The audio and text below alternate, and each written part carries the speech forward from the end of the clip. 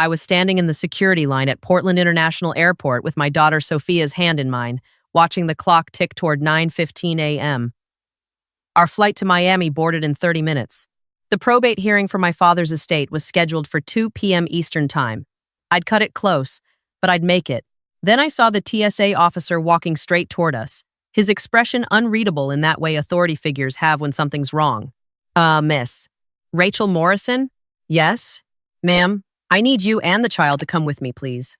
Sophia looked up at me, her backpack with the unicorn patch suddenly feeling very small on her 6-year-old shoulders. I squeezed her hand twice our signal that everything was okay and followed Officer Martinez to a private screening room. Is there a problem? I kept my voice level, professional. My father taught me that. Stay calm, collect information, then act. Martinez pulled out a tablet, swiping to show me a report. We received a call about a potential parental abduction. The caller states that you're traveling with a minor child who isn't yours, and that you don't have permission from the legal guardian. My stomach dropped, but my face didn't move. I knew exactly who made that call. Who reported this? A Miss Diana Morrison. She identified herself as the child's step-grandmother and your stepmother. She was very concerned. Said she'd been trying to reach you for days. Of course she was concerned. Concerned that I'd make it to Miami in time for the probate hearing. Concerned that the will my father left would be executed exactly as he'd written it. Concerned that her plan to contest the will would fail if I actually showed up. Officer Martinez, this is my daughter, Sophia Claire Morrison. I have her birth certificate, her passport, and her social security card right here in my carry-on. Sophia tugged my sleeve. Mommy, why does Grammy Diana think I'm not yours?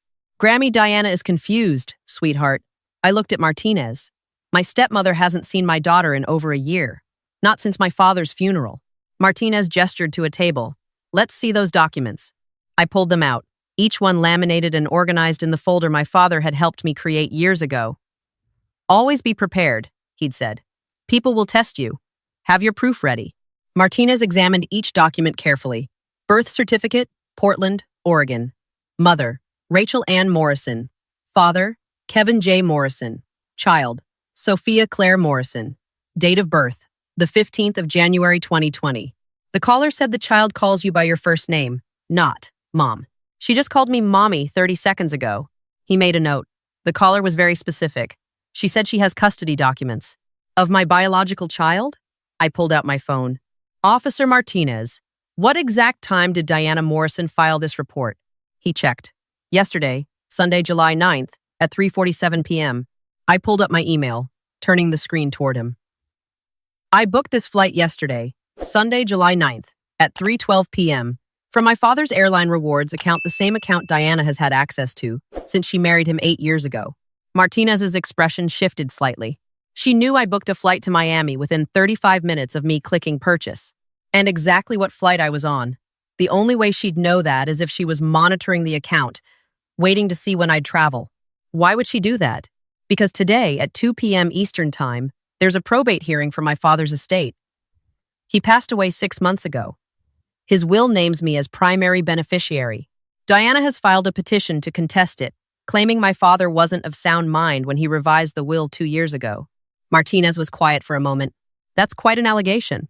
It's not an allegation. It's a timeline. You can verify everything I'm saying. Check when she called.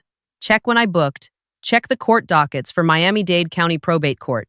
Case number PB 202-600-3847. Sophia was drawing in her activity book, seemingly unbothered. She'd seen me handle Diana before. At the funeral, when Diana had tried to claim I'd stolen my father's watch. At the estate attorney's office, when Diana insisted my father would have wanted his collection of vintage cars to go to her son, my stepbrother Marcus, instead of being sold to fund Sophia's college trust. Every time, I'd stayed calm, shown documentation, let the truth speak. Miss Morrison, I need to verify this with Child Protective Services. It's protocol when there's an abduction claim. I understand. While you're doing that, I'd like to call my attorney. I assume I'm allowed to do that? You're not under arrest. You're just detained for verification. I dialed Jonathan Martinez, no relation to the officer, my father's estate attorney. He picked up on the second ring. Rachel, please tell me you're at the airport. I'm at the airport, in a TSA holding room. Diana filed a fake report claiming I'm kidnapping my own daughter. A long pause. Of course she did. John, I'm going to miss the 9:45 flight. What's the next available? I heard typing. There's a 1 p.m. direct flight. Gets you in at 9:15 p.m. Miami time. But Rachel, the hearing? I know. It'll be over. Can we request a continuance? I can try, but Judge Brennan doesn't like delays. Diana's attorney will argue you're dodging the hearing. This looks bad. Officer Martinez was on his phone, speaking quietly to someone. I watched Sophia color a picture of a rainbow. Yawn. Listen, when you call the judge's clerk, tell them exactly what happened. Tell them Diana filed a false report with TSA to prevent me from traveling. Tell them I have the timestamps. Tell them I'm still coming to Miami tonight, and I'm requesting the hearing be continued to tomorrow morning. She'll claim you're making it up. She made the call from her cell phone. TSA will have the recording. The call logs will show. It came from her number. The airline records will show when I booked. This isn't he said, she said. This is documentation. My father's voice in my head. Desperate people make sloppy mistakes, Rachel. Patient people collect receipts. Officer Martinez approached. Miss Morrison, CPS is sending someone to verify. It'll be about 20 minutes. 20 minutes. I definitely missed the 9:45 flight. Officer Martinez, I need to ask you something. Do you keep recordings of the calls that come in to report security concerns? Yes, why? I'd like you to pull the recording of Diana Morrison's call, because I believe she made statements in that call that were knowingly false, and I believe the timing of her call 5 minutes after I booked a flight establishes intent to interfere with a legal proceeding. He studied me for a long moment. You're very calm for someone being accused of kidnapping, because I know I didn't kidnap my daughter, and because getting angry won't get me to Miami any faster. What will get me there is documentation and procedure. So let's follow the procedure. Verify what needs to be verified. Pull the call recording. Check the facts. Sophia looked up. Mommy, are we still going to see the ocean? Yes, baby. We might get there a little later than planned, but we'll see the ocean. And Grandpa's favorite beach? My throat tightened. Yes, Grandpa's favorite beach. That was why I was going to Miami. Not just for the probate hearing. My father had left specific instructions in his will. His ashes were to be scattered at South Beach, where he'd proposed to my mother 33 years ago, where he'd taught me to swim when I was Sophia's age, where he'd taken Sophia to collect seashells just last Christmas. Diana had fought that too, wanted him buried in her family plot in Ohio, a place he'd never been, among people he'd never met. My father had written in his will, "My daughter Rachel knows my heart. Trust her with my final wishes." Officer Martinez returned with another TSA supervisor, Officer Chen. Miss Morrison, we've pulled the call recording. Would you like to hear it? Yes, please. They played it on a tablet. Diana's voice, tight with fake concern. I'm calling about my step-granddaughter, Sophia Morrison. Her mother, Rachel Morrison, is trying to take her out of state without permission. I have custody shared custody, and I never authorized this trip. Rachel booked a flight to Miami, departing tomorrow morning at 9:45. I'm very worried. Rachel has been unstable since her father passed. I think she might be running away with the child. Officer Chen paused the recording. She claims to have custody. She doesn't. Play the rest. The operator's voice. Ma'am, what's your relationship to the child? I'm her step-grandmother. I've been raising her while Rachel works. Rachel is always working, never home. That child needs stability. I closed my eyes. The lies came so easily to her. Ma'am, we'll need documentation of custody. I have it. I'll email it right now. What's your name and contact information? Diana Morrison. She gave her address in Scottsdale, Arizona. The house she'd bought with my father's money when they were still married. The house she'd insisted was our community property, even though my father had purchased it before they wed. The recording ended. Officer Chen looked at me. Did she send documentation? Martinez checked his email. No, nothing came through. Because she doesn't have any? She can't have any. I'm Sophia's biological mother. I have sole custody. Her father signed away parental rights when she was 1 year old. There is no shared custody. There is no step-grandmother custody. There is nothing. A woman in a CPS jacket entered. I'm Angela Foster with Child Protective Services. I understand there's a custody dispute. I handed her the folder. There's no dispute. I'm Sophia's biological mother. Here's her birth certificate, my driver's license, her passport, her medical records listing me as sole parent, and the court order terminating her father's parental rights. Angela reviewed each document. Then she knelt down to Sophia's level. Hi, sweetheart. I'm Angela. Can you tell me your name? Sophia Claire Morrison. And who is this? She gestured to me. That's my mommy. Does anyone else take care of you? My mommy. And sometimes Miss Jessica when mommy works late. Miss Jessica is my babysitter. She's nice. She lets me have chocolate milk. Angela smiled. And do you know someone named Diana? Sophia's face fell. Grammy Diana. She was mean to mommy at Grandpa's funeral. She said mommy made Grandpa sick, but Grandpa had cancer. You can't make someone get cancer. Out of the mouths of babes. Angela stood, spoke quietly with Officers Martinez and Chen. I saw them looking at the timeline I'd shown them. The email confirmation. The call log. Finally, Angela approached me. Miss Morrison, I see no evidence that you're not this child's legal guardian. Everything checks out. You're free to go. Officer Martinez cleared his throat.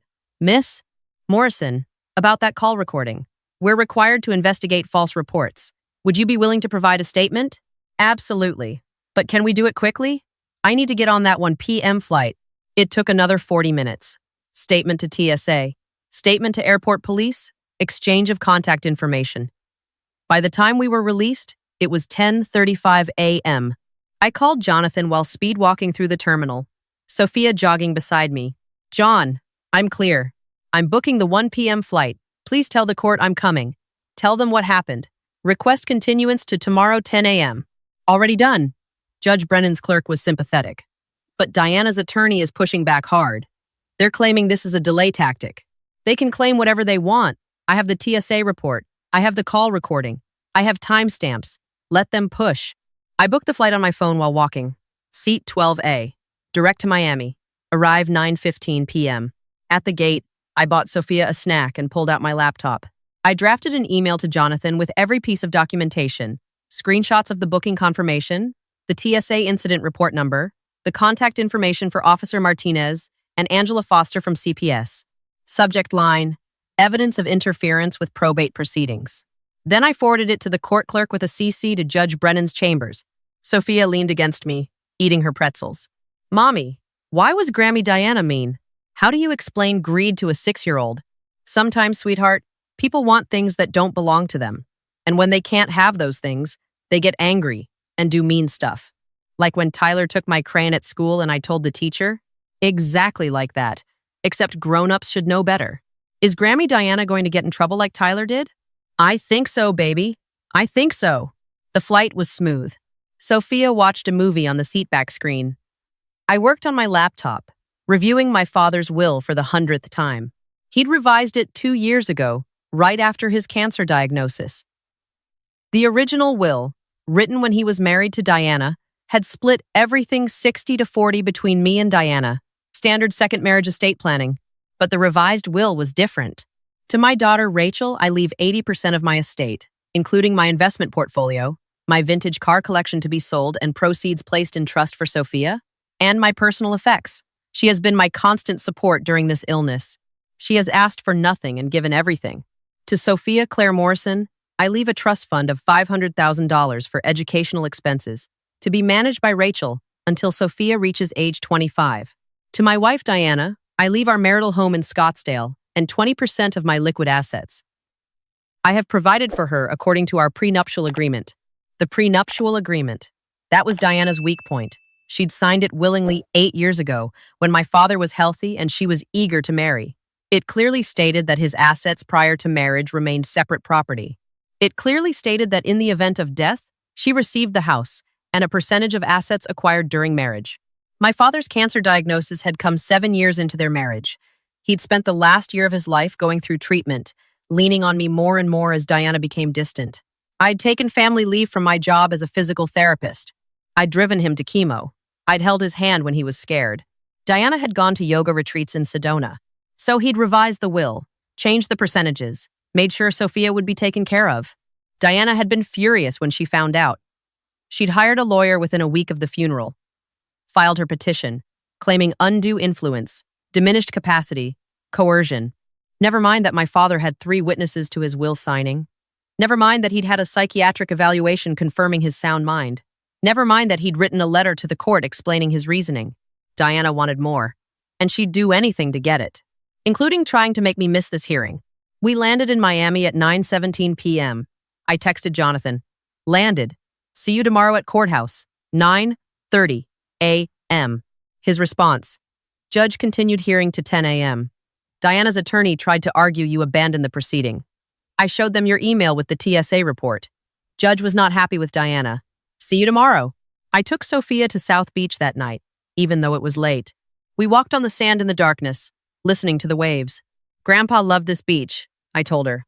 I remember. He found me a sand dollar. I still have it. He wanted his ashes scattered here. Tomorrow, after the court stuff is done, we'll come back and do that. Okay? Will Grammy Diana be there? No, sweetheart. She won't. The next morning, I dressed Sophia in the blue dress my father had bought her last Christmas. I wore the pearl necklace he'd given me for my college graduation. We arrived at the courthouse at 9:30. Jonathan met us outside. Rachel, how are you? Ready. Is Diana here? Inside with her attorney. She looks nervous. Good. We entered the courtroom at 9:55. Diana sat at the petitioner's table with her lawyer, Clifford Preston, a man in an expensive suit with slicked back hair. She glanced at me once, her face unreadable. Marcus, my stepbrother, sat behind her. He'd flown in from California. He'd always been civil to me, never actively hostile, but he never stood up to his mother either. Classic enabler. Judge Catherine Brennan entered at exactly 10 a.m. All rise. We rose. Please be seated. We're here for the matter of the estate of Thomas Morrison, deceased. Case number P.B. 202-6003-847. Before we begin, I'd like to address the elephant in the room. She looked directly at Diana. Mrs. Morrison, yesterday your attorney argued that the respondent, Rachel Morrison, was attempting to avoid this hearing by not appearing. You claimed she was engaging in delay tactics. Is that correct? Preston stood. Your Honor, that was our position based on the information we had at the time. I'm asking Mrs. Diana Morrison. Please stand. Diana stood, her hands clasped in front of her. Did you file a false report with TSA claiming that Miss Rachel Morrison was traveling with a child that wasn't hers? A pause. Your Honor, I was concerned about my granddaughter. Step-granddaughter. And you have no custody. Yes or no, did you file a report? Yes, but did you know that filing a false report with TSA is a federal offense? Preston jumped in. Your Honor, my client was operating under a misunderstanding. Your client knew exactly what she was doing. The timeline is clear. She monitored the airline account, saw Miss Rachel Morrison book a flight, and filed a report 35 minutes later claiming kidnapping. Her intent was to prevent Miss Morrison from attending this hearing. Judge Brennan held up a paper. I have the TSA incident report. I have the call recording. I have the timeline. Mrs. Morrison, this is called obstruction of justice. It's also defamation, filing a false police report, and interference with a legal proceeding. Diana's face went pale. Now, let's talk about your petition to contest this will. You claim Thomas Morrison was not of sound mind when he revised his will 2 years ago. You claim his daughter, Rachel, exerted undue influence. You claim he was coerced. She picked up another document. I have here a letter from Dr. Michael Chen, the psychiatrist who evaluated Thomas Morrison 1 week before he signed the revised will. Dr. Chen confirms that Thomas was lucid, oriented, and fully understood the implications of his decisions. I have affidavits from 3 witnesses who were present at the signing. I have a letter from Thomas himself, written to this court, explaining his reasoning. Judge Brennan read from the letter. I am revising my will because my daughter Rachel has been my rock during the hardest year of my life. She has sacrificed her career, her time, and her peace of mind to care for me. My wife Diana has been absent, both physically and emotionally. I want to ensure that Rachel and my granddaughter Sophia are provided for. This is my choice, made freely and with full understanding. The courtroom was silent. Mrs. Diana Morrison, your petition is denied. The will stands as written. Furthermore, I'm referring this matter to the state attorney's office for investigation of your actions regarding the TSA report. You may face criminal charges. She banged her gavel. This hearing is concluded. Miss Rachel Morrison is confirmed as the primary beneficiary of Thomas Morrison's estate. Distribution will proceed according to the will. Mr. Preston, advise your client to retain criminal defense counsel. Diana's face crumpled. Marcus put a hand on her shoulder, but she shook it off and stormed out of the courtroom. Preston gathered his papers quickly, avoiding eye contact. Jonathan shook my hand. Congratulations, Rachel. I didn't feel victorious. I felt tired and sad. Sad that it had come to this. Sad that Diana had chosen greed over dignity. Sad that my father had been right to protect his wishes so carefully. Sophia tugged my hand. Mommy, is it over? Yes, baby, it's over. Can we go to the beach now? For Grandpa? Yes. Let's go to the beach. That afternoon, we stood at South Beach with the small urn containing my father's ashes, just me and Sophia. Jonathan had offered to come, but this needed to be private. I opened the urn and let Sophia help me scatter the ashes into the waves. Goodbye, Grandpa, Sophia whispered. Thank you for my college money. I smiled through tears. Thank you for teaching me to be strong, Dad. Thank you for trusting me. Thank you for knowing, because he had known. Known that Diana would fight, known that I'd need documentation, known that the truth would need defending. That's why he'd prepared everything so meticulously. That's why he'd had the psychiatric eval. That's why he'd written the letter to the court. That's why he'd taught me, stay calm, collect evidence, let the system work. We walked back up the beach, hand in hand. My phone buzzed. A text from Officer Martinez from TSA. Thought you'd want to know we've referred the false report to federal prosecutors. Diana Morrison may face charges. You did everything right. Good luck. I texted back.